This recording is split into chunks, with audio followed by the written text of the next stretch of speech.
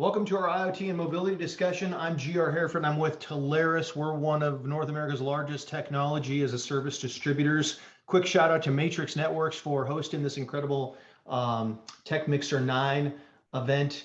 And I'm joined today by Chris Whitaker, VP of IoT and mobility with Telarus. Chris wakes up every single day and thinks about IoT and mobility. And then I've also got Scott Glick, senior sales engineer out of the Pacific Northwest. Scott wakes up every day. He's talking to different clients about business challenges and how some of the technology as a service solutions can really help. And some of those are IoT and mobility. So gentlemen, welcome. I'm looking forward to hearing what you guys have to share with us on this subject today. You know, I find regardless of the size of business, from the small, medium business all the way up to enterprise, it's not too uncommon for them to neglect these two areas.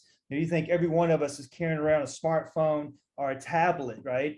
And when you look at how much time an IT department spends managing, especially corporate-owned devices, 88% of IT professionals report taking at least 30 minutes or longer to troubleshoot and resolve mobile issues. So when you think about what IT's real purpose is to protect the network, keep the network up, and keep all the applications running, it's just not a really good use of IT department's time managing cell phones and tablets and scrubbing over cell phone data plans.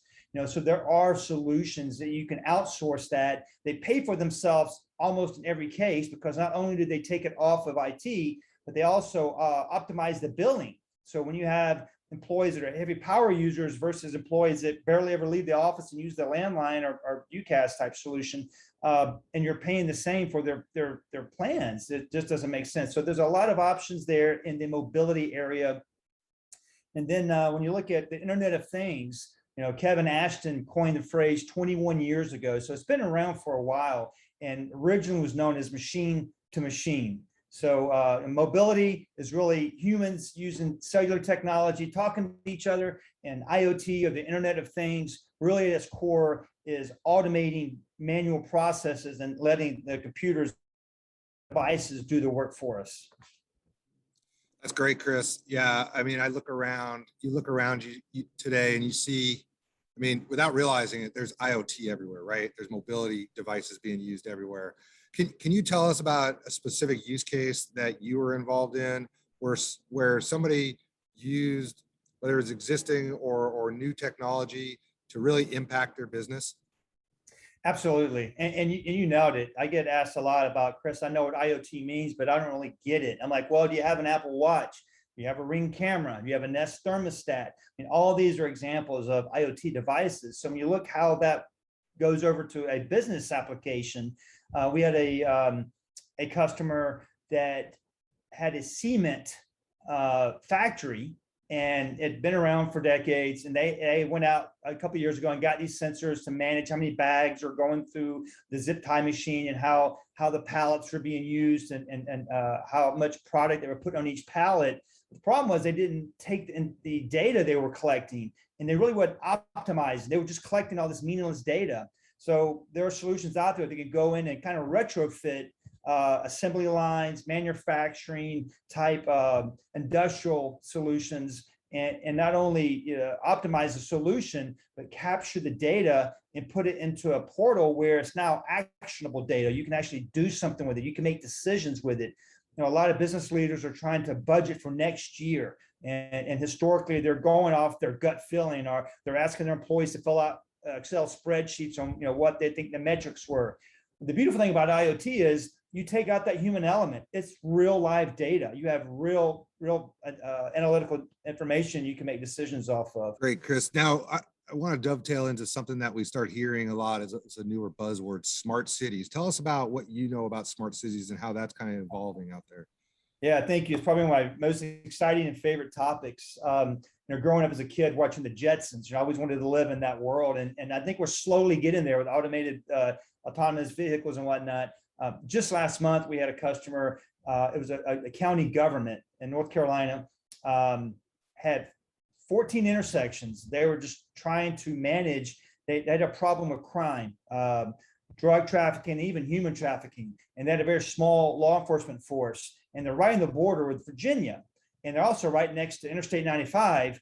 which, the bad guys would commit a crime or steal something or whatever and get on 95 and be out of the state before they could know what happened, right? So using a artificial intelligence type solution with these smart intersections, put cameras in all the intersections, and not only did it have license plate recognition, but it also recognized the color of the car and the make and model of the car. The system could detect, hey, one just went through this intersection over here on the east side of town. So it kind of helped law enforcement know which way to go to get them. It kind of reminds me of the old days. They say you can't outrun a radio because they could always radio ahead, but now you definitely can outrun artificial intelligence in that scenario. And then there's other scenarios around smart parking. A lot of cities and towns build parking decks in the downtown area.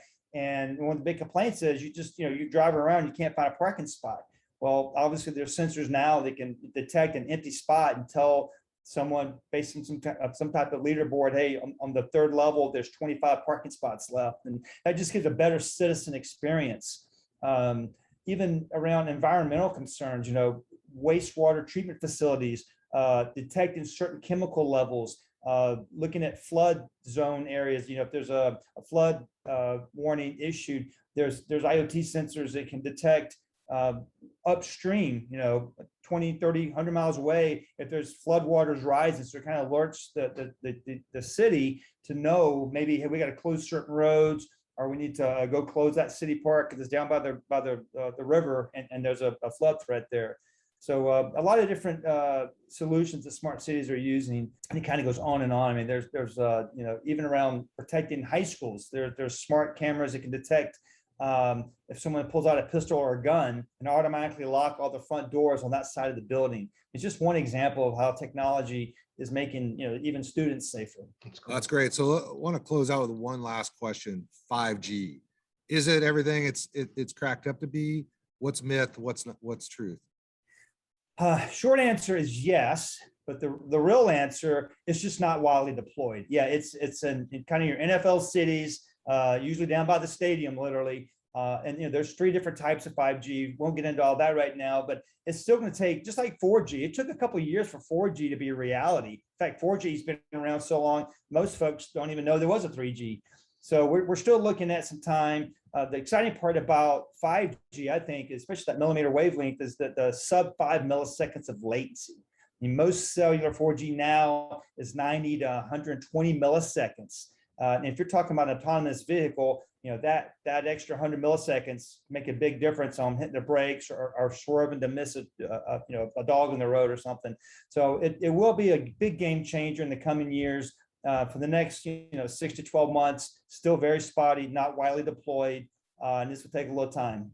Great, Chris. That was awesome. Love the conversation. GR, back to you. Yeah, hey, thanks you guys. That was a nice quick little video there. Really appreciate your input and your knowledge on this subject. And thanks to all the Tech Mixer 9 attendees for being here. We hope you enjoyed this educational video. If you'd like to learn more, please reach out to your Matrix Networks account executive who can help facilitate a deeper conversation.